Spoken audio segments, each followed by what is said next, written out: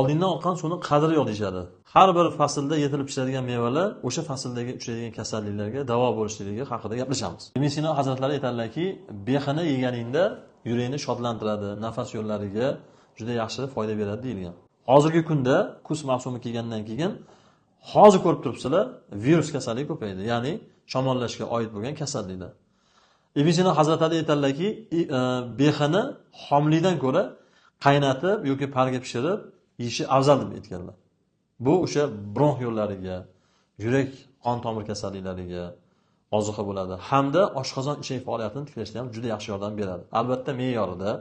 Xomdan ko'ra pishgani afzal, ya'ni pishirib yeyilgani tanaga yaxshi so'riladi. Hozirgi kunda bolalarda bo'layotgan shamollashlar tomoqda bo'lib turib, sirasi bronxga, o'pkasiga o'tib ketyapti.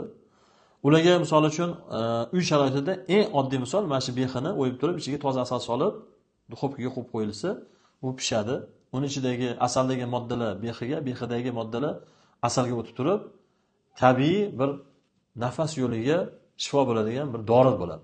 Balg'amni yaxshi yetiltiradi, pnevmoniya holatlariga juda yaxshi yordam beradi uy sharoitida. Endi buni ham misol uchun o'tkazib yubormagan holatdagi kasallik boshlanish stadiyasida qilinsa zo'r. Bolalarga tabiiy narsani berib, o'zida ichida immunitet hosil qilinsa, har qanaqangi virusga tana kurasha oladigan muhit paydo bo'ladi. Har bir faslda pishgan meva o'z davrida o'sha faslga oid bo'lgan kasalliklarga shifo bo'ladi.